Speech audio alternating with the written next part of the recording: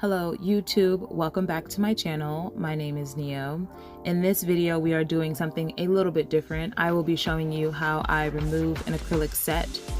So this set I will link in the cards for you. I actually filmed this one for you. It was really nice. It glows in the dark. I really like it. It's basically me, just a little bit of sparkle, nude, and then we get, you know, some nice glow in the dark action. I always love that.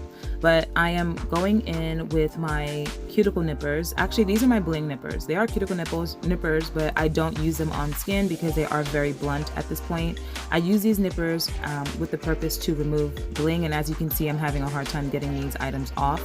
I did use the bling gel method to adhere these items to the nail, and it's a really good method if you are someone who is a little bit insecure about bling coming off your nail. I've yet to have any significant loss of items when I apply rhinestones or charms to the nail, and as you can see, I'm having a really hard time getting these off. I basically try to scratch around the items and peel them away, but I'm not gonna be able to get everything up off the nail. This is the bit that I'm actually using. This is the bit that I often use to file down sets. It's a tapered carbide bit. It's a 3 times coarse bit, so those teeth on the bit are not slanted in any direction, so you can use it right-handed or left-handed on your e-file, and it has no teeth at the top, so it's safe to use around the cuticle area. This is the bit that I prefer to use on clients especially. I used to use different types of bits, and I remember I nicked a client one time and I was like so traumatized by it, but this is my favorite bit to use. It's a 3 times coarse bit by Pana. I will link that below. And I'm basically just going to be filing off all of the colored acrylic on my nail. So often when I do my sets or client sets in general, I try to always put down a layer of clear acrylic. So you will see me filing down all of the color and all of the design until you see that clear layer. So that's basically what I'm doing here. Not using too much force. I have my e-file at about 17 or 18,000 RPM, and it basically just does the work for you. The bit is pretty coarse, the speed is pretty high. I'm using my pinky as a fulcrum to just make sure that I'm not putting too much pressure on the e-file so that I don't burn myself. I mean, that's not a pleasant feeling. I've done it to myself and I've done it to clients, unfortunately, when I first started using an e-file. But you know, if you're someone who, you know, struggles with having consistent pressure, just, you know, use your hand to kind of brace yourself. I'm also, as you can see, using the Young Nails dust collector.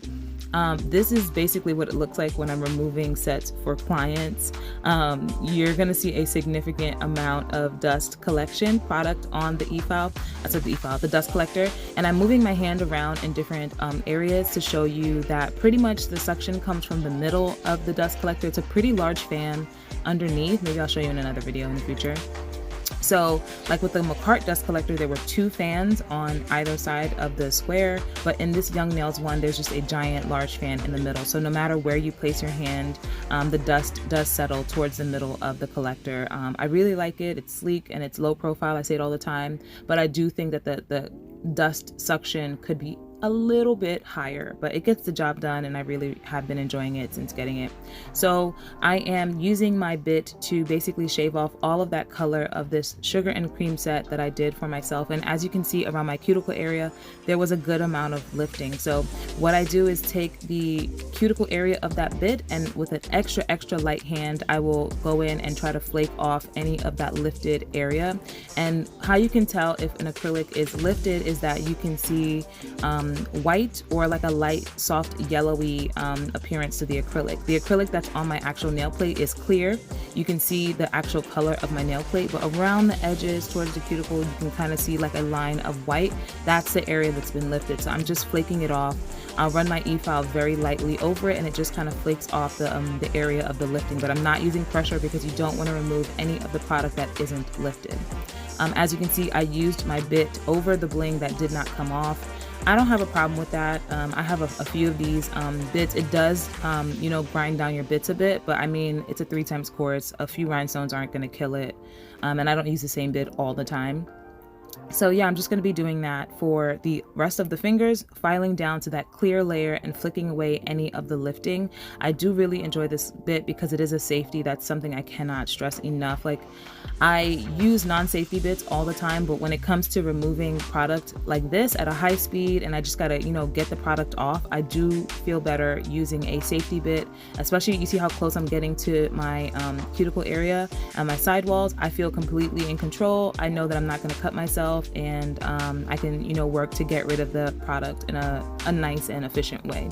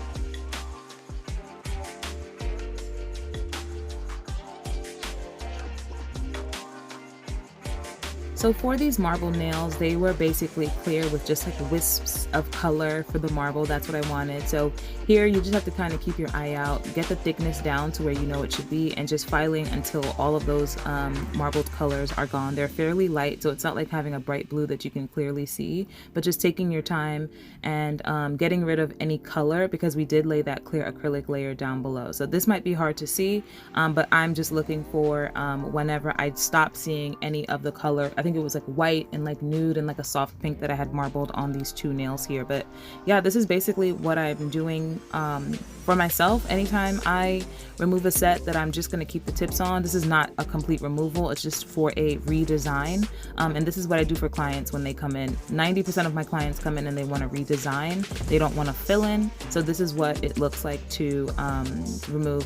And I will say this takes me about 30 to 45 minutes to do both hands, including the prep. As you can see, there's a lot of lifting on this middle finger. If you look around the cuticle area, you can see like it's a jagged edge of that clear acrylic. That's because I'm flaking off any of the lifted area and leaving the rest where the acrylic is completely fine on the nail bed. So yeah, this takes me about 45 minutes to remove and then re-prep.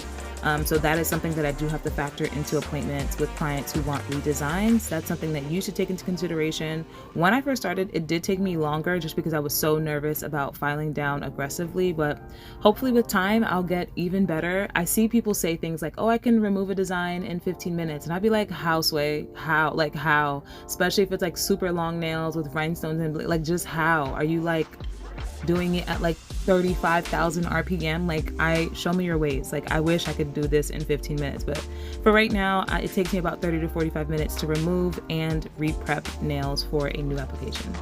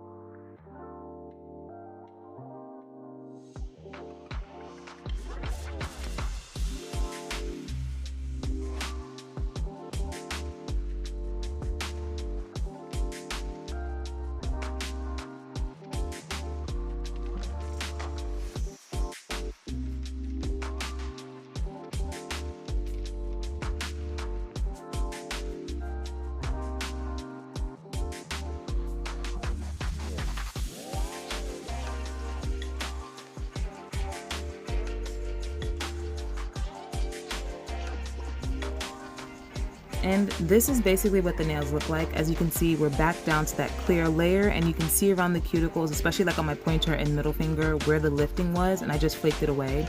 Now I'm going in with some Young Nail Swipe in a spray bottle, and I'm just going to push back my cuticles a little bit. There wasn't a significant amount of growth because I didn't have these nails on for too long, but I'm just gently pushing them back. I'm not scraping, I'm just pushing back the eponychium area with my cuticle pushers at this point. Then I'm going to go in with a needle diamond bit and basically use that to kind of scrape up any of the dead skin that was left on the nail plate that was underneath this skin that we just pushed back. So the diamond bit I am using at a very, very slow speed because it's on the natural nail, as you can see, and I'm just letting it scrape up. I think I'm using it at about 3,000 or 4,000 RPM. The lowest that my Melody Susie drill goes at is 3,000, so I just turn it on, and pretty much 4,000 is the slowest that it can possibly go. I'm not pressing onto the nail, and as you can see, I've got the bit fairly flat to the natural nail, and I'm just letting it do the work in scraping up that dead skin that we just exposed from pushing the cuticles back.